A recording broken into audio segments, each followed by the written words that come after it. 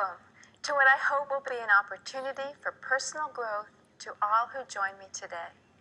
My name is Jenna Castle, and in my life I've assumed several different titles and numerous roles.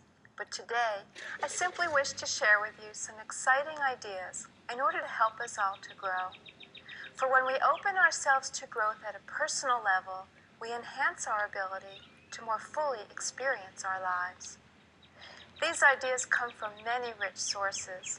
However, the main resources used to formulate this presentation, which I highly recommend, include an audio program entitled Freedom from Fear by Reverend Mary Boggs of the Living Enrichment Institute, a book entitled Feel the Fear and Do It Anyway by Susan Jeffers, Life is an Attitude by Elwood N. Chapman, and finally, Peace, Love, and Healing by Dr. Bernie S. Siegel.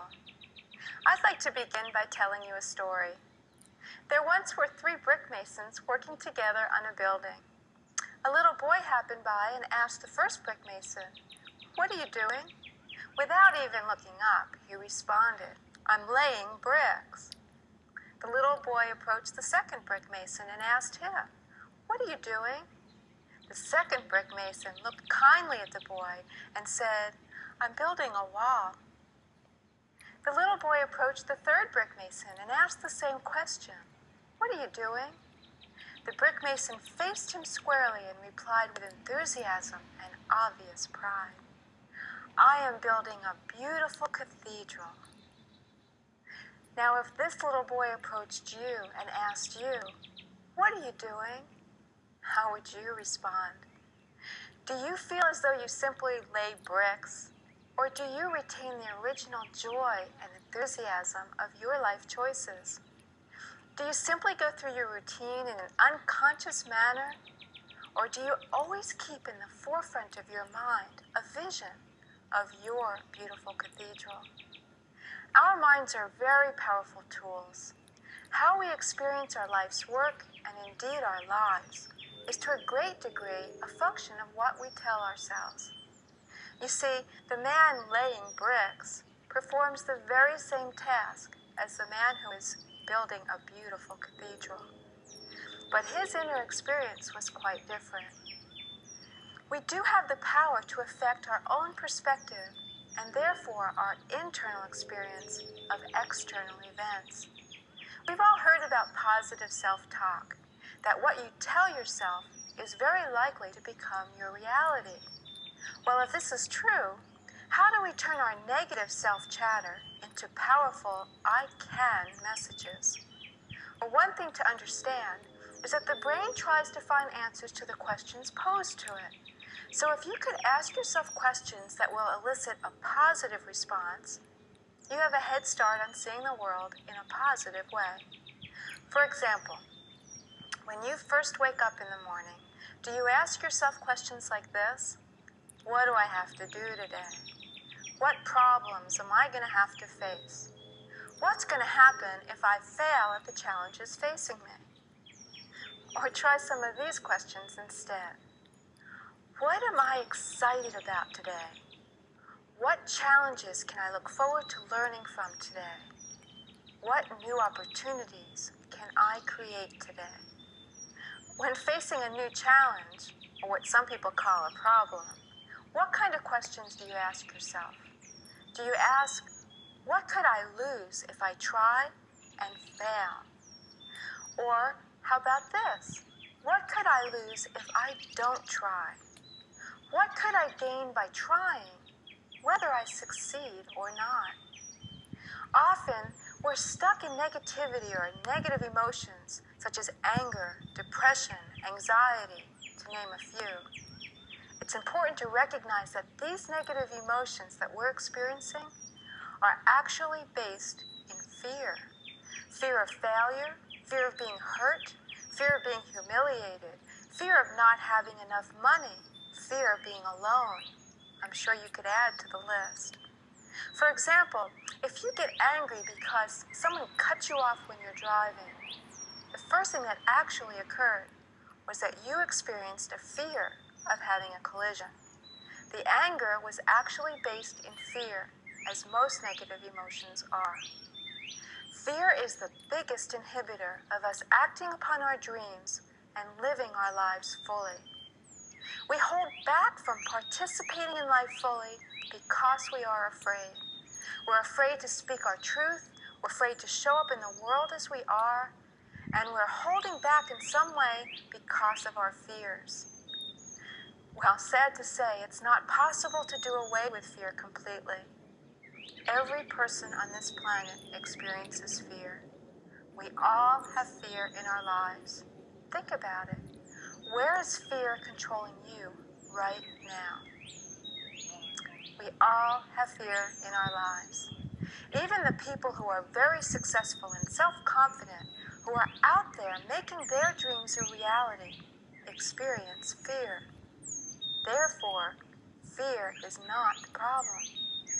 What we do with the fear is what determines how we live our lives. Although we can't eliminate fear, we can view it differently and deal with it in healthy and productive ways. You see, we each have places, events, situations with which we're comfortable. This is known as our comfort zone. We each have a very unique comfort zone based on our own past experiences, our perceptions of our capabilities, and our willingness to be out in the world. Some people are only comfortable in the confines of their own home. Others venture out into the world, into the workplace. And others still seem to make the whole world their home. But when a challenge is presented that is outside our personal comfort zone, fear appears. Sometimes our fear induces enough self-doubt that it actually prevents us from moving ahead. We allow the fear to immobilize us and to stop us from living fully or realizing our dreams. Well, what's the alternative? If we could shift our perspective and see fear instead as an ally that's telling us, proceed with caution, but proceed. A warning, if you will, that says clearly and boldly, growth opportunity ahead. So when you felt the fear, you would know that you're actually moving in the right direction, towards growth, towards expanding your comfort zone, towards living fully. If we face our fears squarely and imagine in the safety of our minds, which after all is where fear exists, how we might deal with the challenge, we can take steps towards experiencing the fear and moving forward. We can make progressive approximations towards expanding our comfort zone. You can begin by imagining the worst possible consequences. What if the worst happened? And imagine yourself handling it. Every experience we've had began in thought and was projected into the world of being. Thoughts with feeling become reality. We must create what we do in this world twice. Once in our minds, and then again out in the world to make it so. So facing the fear and imagining how would you handle that situation makes it easier to proceed with optimism. And as Oscar Wilde said, the basis of optimism is sheer terror. But how can we get past our fears? As Susan Jeffers says in her book of the same title, feel the fear and do it anyway. Each time we venture beyond the confines of our comfort zone, we discover new ways of being. We discover inner strength and abilities. We learn to expect bigger and better things from ourselves. Expectation is another very powerful determiner of events.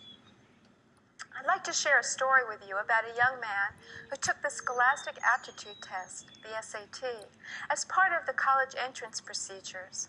When he received his test scores back, he saw the number 98 on the paper. Well, he was quite distressed and concerned about his ability to succeed in college with an IQ as low as 98. But he did go to college. His first term, he received D's and F's. His second term was no better, and the dean called him in for a conference. The dean warned him that if his performance continued at this poor level, he would be asked to leave the school. "Well, what do you expect?" replied the young man. "I only have an IQ of 98. The dean took out the file and explained to the young man, "You don't have an IQ of 98. You scored in the 98th percentile. That means that your score was equal to or better than 98% of the students in all of North America." Well, the next term, that student pulled a 4.0 grade point average. The only thing that had changed were his expectations. Another example of how powerful expectations are in determining events was shown in a research project conducted in San Francisco. 3 teachers had been brought into the principal's office and told, "You 3 teachers are the best teachers in this whole school. We've decided to reward your performance by giving you each 30 of the best students." These teachers were asked, "Don't tell any of the students or the parents about this." At the end of the year, it was found that these students tested significantly higher than all of the students not only in the school, but in the entire district. The teachers were brought in again. They were informed that this had been an experiment and that the students had actually been selected at random. Well, the teachers were amazed, and they could explain the high scores only by the fact that they were, after all, the best teachers. Well, then the researchers informed them, "Actually, we put all the teachers' names in a hat, and yours were the 3 that were pulled." This was a double-blind study, with the only factor not being controlled for being expectations. In summary, if we learn to live with fear as an ally, which navigates our path in the direction of growth, use our minds and strength of spirit to expand our personal comfort zone, and learn to expect bigger and better things of ourselves, we will enhance our ability to live more fully with a constant focus on our beautiful cathedrals. I'd like to leave you with a poem that says, "Come to the edge," he said. "No," they replied, "we will fall." "Come to the edge," he said. "No, we will fall." "Come to the edge." They went to the edge. He pushed them, and they flew. I wish you all a good flight. Thank you.